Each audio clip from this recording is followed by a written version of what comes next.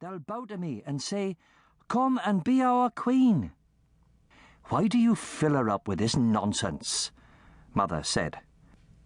'What's the harm in it?' said Father. Jack knew Mother had lost 2 babies before he was born and 2 afterward. She thought she would never have another, but to everyone's surprise, she produced this last perfect child. Lucy had golden hair that made you think of sunlight. She had eyes the colour of violets that grew in the deep forest. She was light as thistledown, merry as a lark. And because at age 5 she had always been loved, she loved everyone back. In spite of everything, Jack couldn't dislike her. Right now, she was being carried down the ladder by Father. She was too big for it. Jack could see pain flit across his father's face as he stepped clumsily from one rung to the next. But he also saw joy. Joy that was rarely present when Giles Crookleg looked at his son, Jack. Jack threw back the covers and stood up, stretching to let the new day flow into his body. Like everyone else, he slept in his clothes, so there was no problem getting dressed. He pulled away the wool plugging the door crack and climbed outside.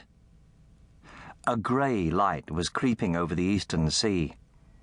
It seeped into the moors and died abruptly in the dark forest to the west. The sky was the colour of black ice. It was going to be a miserable day.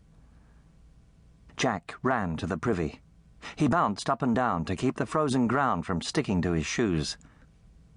The bard said the frost giants lie in wait for unwary humans, stunning them with their misty breath. You could never lie down outside in the dark of winter, no matter how tempting it was. That was how the frost giants got you, whispering of warmth to be found in sleep. Jack ran back to the house, sliding on a patch of ice he hadn't seen. He banged through the door and stood, steaming and stamping, to get the feeling back into his feet. "Cold, eh?" said Father. He was sitting next to the fire with Lucy on his lap. "Cold as a troll's? We'll have none of that language," Mother said sharply.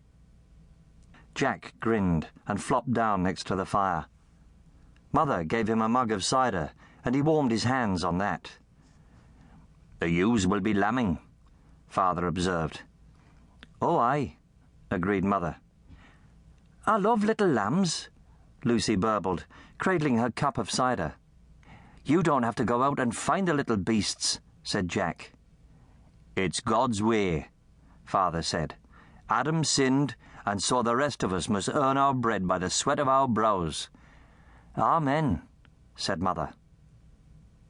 Jack wondered why something that had happened at the beginning of the world still plagued them. How long did it take for the punishment to run out?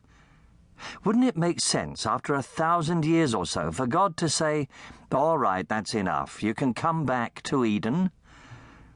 But Jack didn't say that aloud. Father had a very short temper where religion was concerned. Father had wanted to be a priest, but his family had not been rich enough to pay the entrance fee to the abbey.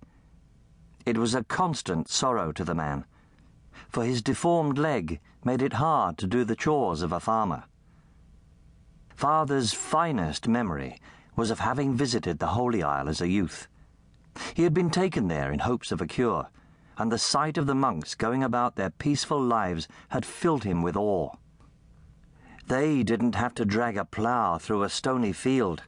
They didn't have to cut wood in a terrifying forest, listening for wolves or, worse, the goblins that devoured boys. Alas, not even the kindly monks could heal Giles Crookleg's injury. The best they could do was feed him soft white bread and roast lamb flavoured with rosemary.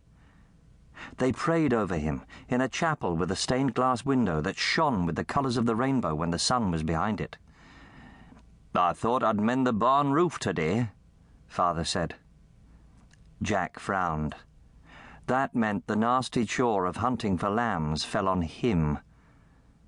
He shoved last night's bread into his porridge. If it wasn't soaked, it was too hard to eat. Jack's teeth